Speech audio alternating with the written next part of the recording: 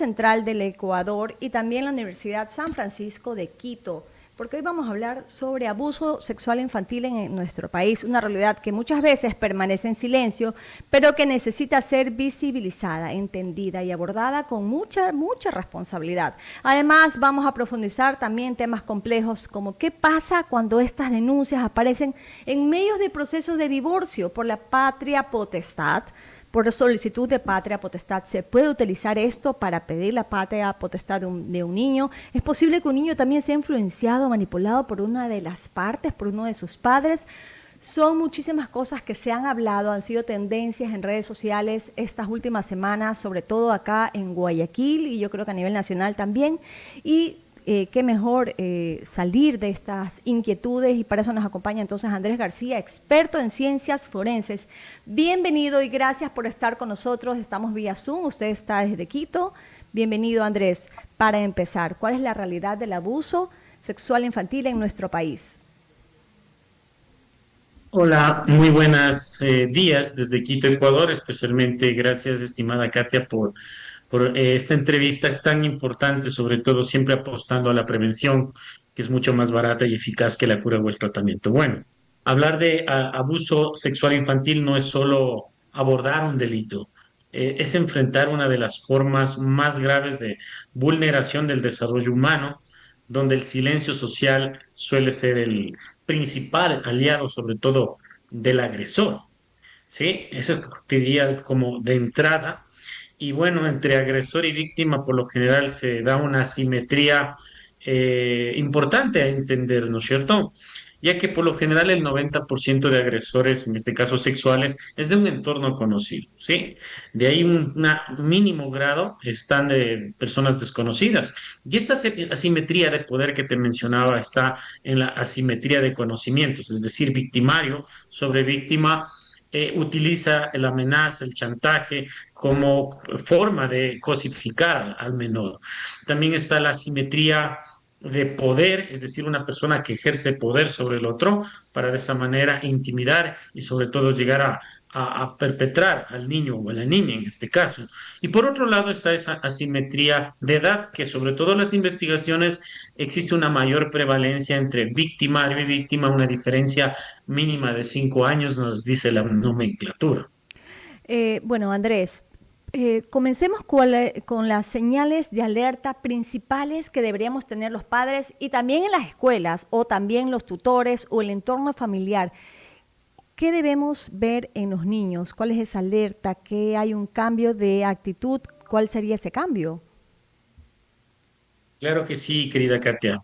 No hay una señal única, pero sí indicadores relevantes, como por ejemplo cambios bruscos de conducta, conductas sexualizadas, inapropiadas para la edad, sobre todo de desarrollo, el aislamiento, el retraimiento, problemas de sueño, o alimentación igualmente. No quiere comer el niño o la niña, incluso rechazo a ciertas personas o lugares. No quiero ir a la escuela, no quiero ir donde mi abuelito, etcétera. El error común es esperar evidencia física y la mayoría de los casos se detectan por cambios, sobre todo conductuales. Sí, algo que a veces no se puede ver en moretones, pero sí en cambios psicológicos de conducta. Ahora ha surgido algunos casos bastante conocidos, famosos, y han entrado en debate. Pero realmente aquí tiene que entrar la vista forense, la vista analítica, la vista de expertos. ¿Cómo se evalúa el testimonio de un niño en estos casos? ¿Cómo saber si está diciendo la verdad o está siendo manipulado por alguna de las partes, Andrés? Ya, perfecto. Muy bien, en la parte psicológica forense también es importante analizar, ¿no? Sobre todo, porque no todos son víctimas, según una ciencia que se llama victimología, y a veces se puede usar netamente estas estrategias por custodia, tutela o etcétera, ¿sí? Ujú. Entonces, ¿cómo se evalúa, diríamos, el testimonio en casos de abuso sexual?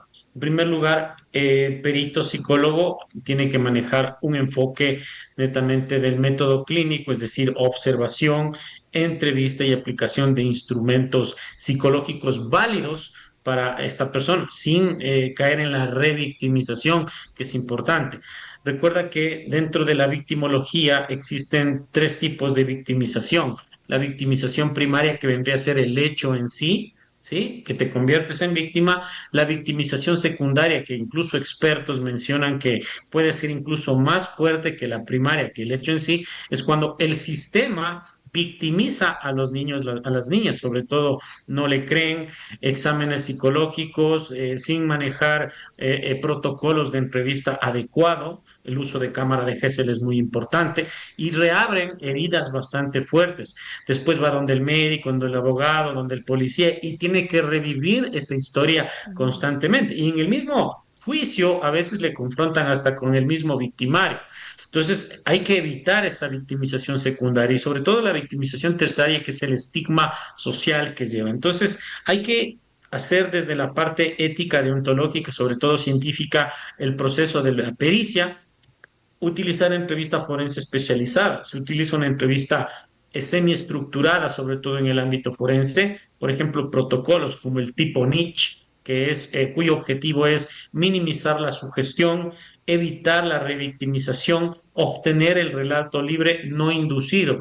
En toda entrevista se presentan cinco fenómenos afectivos, como la resistencia, la transferencia, la contratransferencia, la empatía y el rapport. El rapport es muy importante en este tipo de casos, sobre todo mínimo establecer unos 10 minutos de crear ese ambiente de confianza para poder ingresar con este tipo de preguntas un poco más fuertes. Entonces, hay que también analizar en el contenido del testimonio, el contenido del relato, que son los criterios de credibilidad del mismo. Y se emplean metodologías como el análisis del contenido basado en criterios, en sus siglas es el CBCA, donde se evalúan elementos como coherencia interna, es decir, no existen contradicciones relevantes, la cantidad de detalles específicos en el contexto, en las sensaciones, en la secuencia, en la espontaneidad incluso del relato no dirigido ni ensayado, porque mira, la memoria a veces existe una memoria semántica o descriptiva,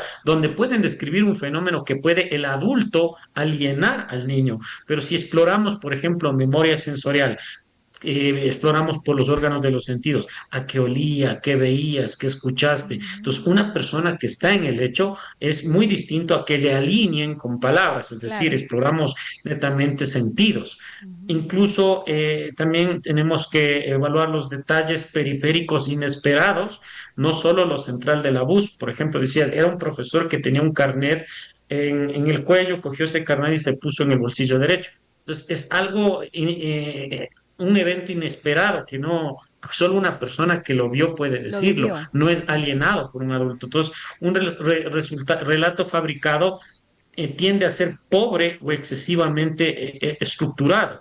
Y Ujú. también en este tipo de pericias, la consistencia en el tiempo. No se espera que el niño repita exactamente lo mismo, Claro. eso sería sospechoso, ¿no? Sino que mantenga la estructura central del relato, presente variaciones normales en detalles secundarios y la absoluta a los cambios radicales son señales incluso de alerta. Incluso la evaluación del estado emocional y conductual es muy importante.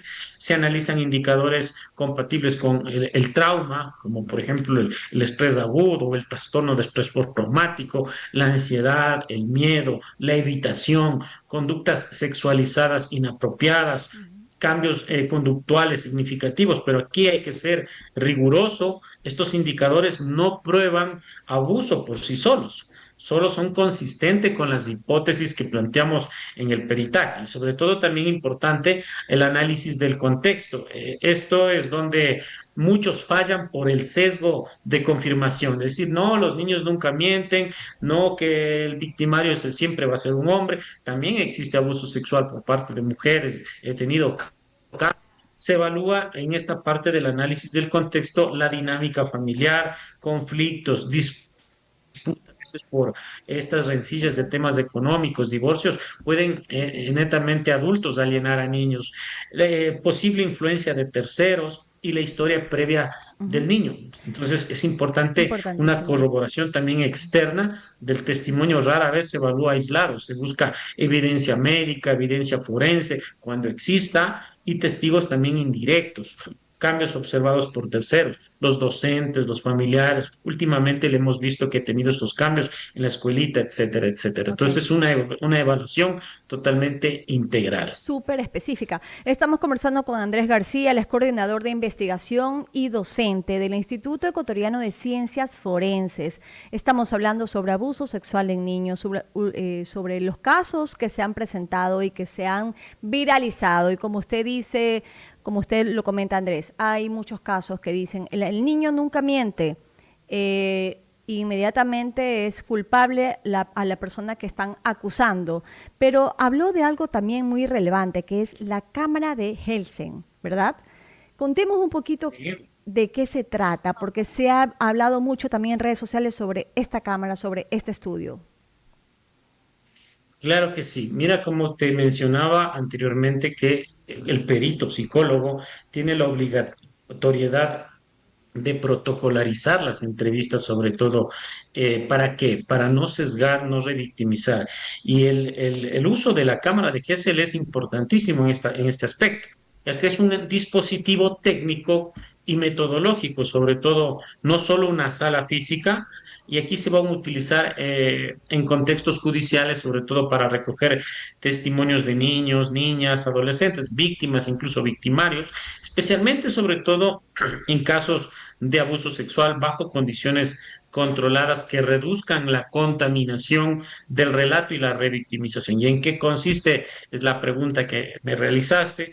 Como te dije, es un espacio dividido en dos ambientes, ¿sí? Una sala de entrevista donde el niño interactúa únicamente con un profesional especializado. En este caso puede ser el psicólogo forense y hay otra sala de observación separada por un espejo unidireccional, donde pueden estar fiscales, pueden estar jueces, defensores sin contacto directo, ¿sí? Ok, Entonces, esto permite que el niño no sea expuesto a múltiples interrogatorios ni la presencia intimidante del sistema judicial. ok. ¿Y cuál es el objetivo en este caso? Tiene tres objetivos centrales importantes. El primero es obtener un testimonio lo más espontáneo y fiable posible.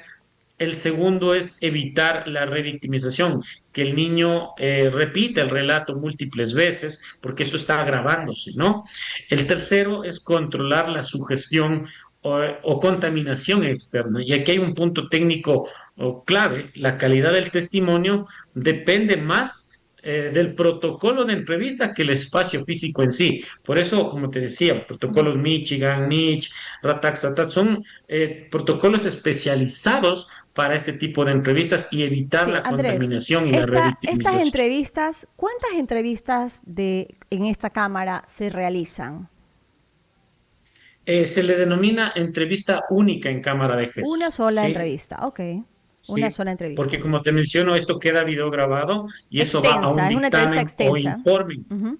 Y eso traslada de profesional en profesional para netamente no revictimizar a cada momento. Por eso es la necesidad de esto. Es una entrevista principal, bien estructurada, bien registrada.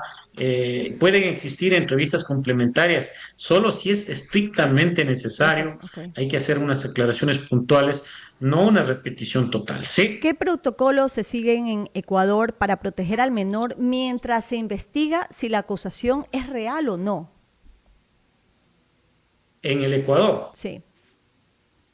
Muy bien, aquí en Ecuador, netamente los protocolos, está en primer lugar el protocolo NICH, ¿sí? Que se Sí, utiliza tenemos. muchísimo, Sí. que ya lo he mencionado, el protocolo de Michigan, que es otro protocolo que se utiliza en Latinoamérica, desde el enfoque de Corner House está el protocolo RATAC, sí, también es importante. Y también tenemos que enfocarnos en el código de la niñez y adolescencia, sobre todo donde se muestra el interés superior de niños y niñas. Y también, como te mencionaba, la entrevista cognitiva, sí, es importante el manejo de estos protocolos para, sobre todo, sobrellevar una pericia ética y deontológica, ¿sí? Así es. Bueno, cuando hablamos de procesos, por ejemplo, de divorcio de padres, es común que aparezcan denuncias de este tipo, Andrés, según sus estudios, en este tipo de disputas de la custodia del niño o cuando solicitan la patria potestad.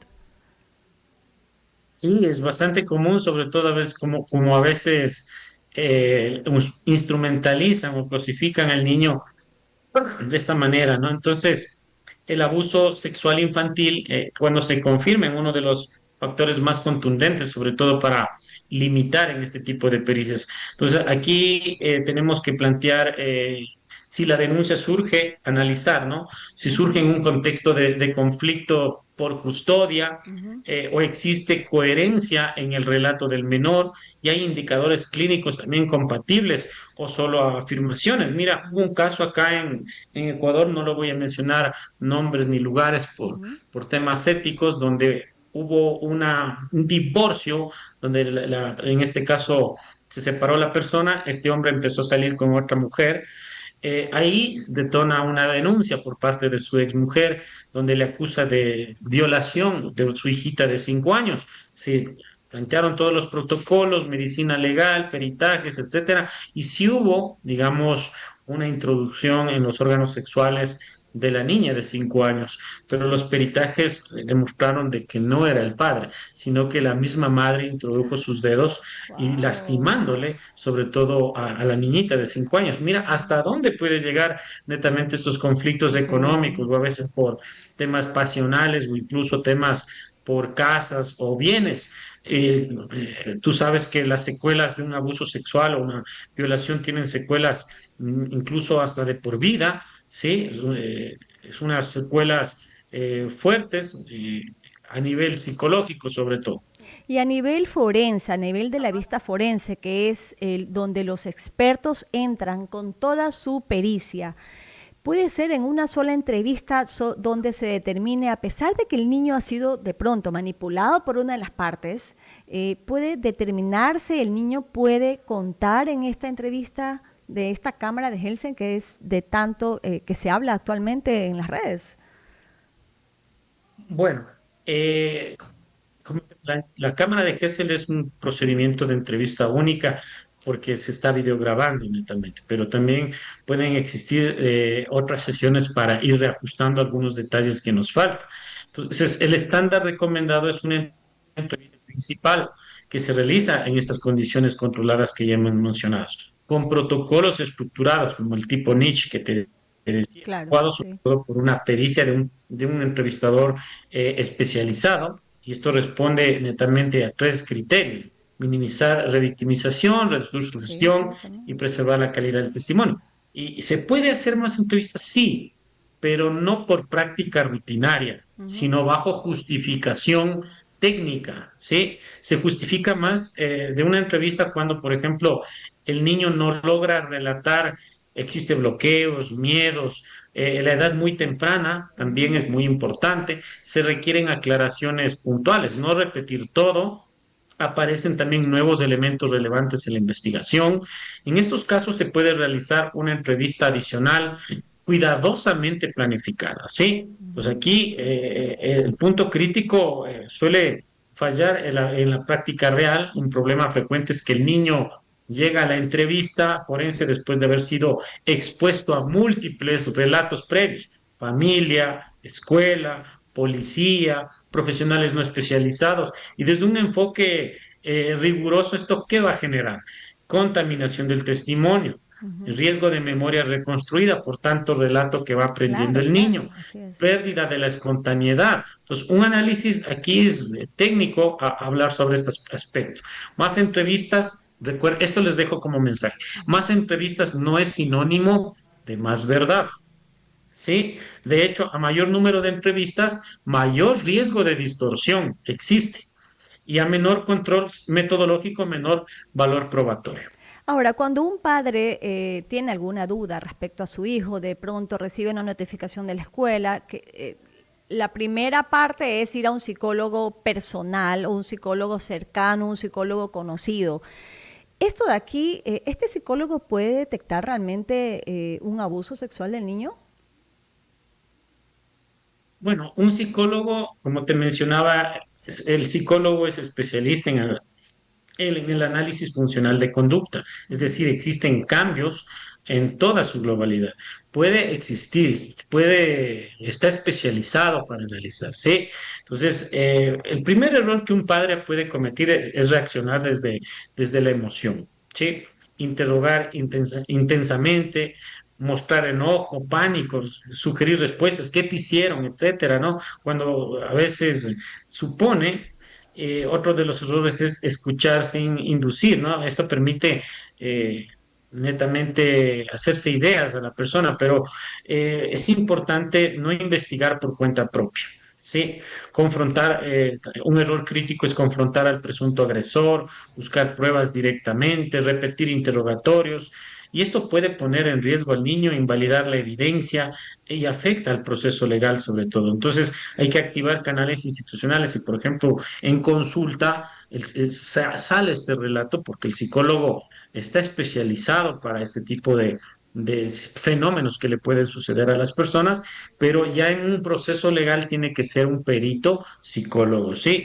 ¿Y cómo se va a activar los canales institucionales? Eso también es importante, mira, porque dentro de una terapia común o psicológica clínica existen códigos deontológicos o éticos donde no se revela la información, pero cuando se rompe un código ético en terapia, cuando está en problemas la vida particular de la persona, la ¿Está en vida del riesgo? terapeuta o de terceras personas. Hablamos de Pues ahí el riesgo. psicólogo, claro, Sí, ok. hablamos de riesgo. Sí. Aquí tenemos como profesionales la obligación de denunciar incluso, y los protocolos o lugares en Ecuador a hacer esto es la Fiscalía General del Estado, las Ok. unidades especializadas de la DINAPEN y servicios de protección infantil. Ellos coordinarán la evaluación, incluyendo entrevistas en Cámara de GESEL con peritos especializados. Andrés, ha sido un gusto poder conversar con usted el día de hoy y hablar sobre estos conceptos que entran, ¿no? Que son la evaluación forense, importantísimo, la credibilidad del testimonio infantil, el riesgo de manipulación o influencia parental que podrían verse, podrían afectar el testimonio también del niño y cómo identificar. Hemos hablado de las formas técnicas de cómo ustedes desde el lado forense lo estudian. Así que un último mensaje para la audiencia. Muchas gracias, mi querida Katia. Cuando desees me escribes, nomás con todo gusto, para mí un honor, de verdad, porque el conocimiento no sirve para nada si no se lo comparte, y aún más en estos espacios donde sirven como psicoeducación. Bueno, en estos casos, la diferencia no la marca quien habla más fuerte, Ujú. sino quien actúa con mayor responsabilidad, escuchar a tiempo, creer con criterio y proteger sin causar más daño. La infancia no necesita sospechas impulsivas, necesita adultos que sepan intervenir correctamente. Muchísimas gracias desde Quito, Ecuador. Gracias, Andrés García. Hemos conversado con él. Él es coordinador de investigación y docente también. Bueno, coordinador del Instituto Ecuatoriano de Ciencias Forense, INSFOR, también docente de la Universidad Central del Ecuador, de la Universidad San Francisco.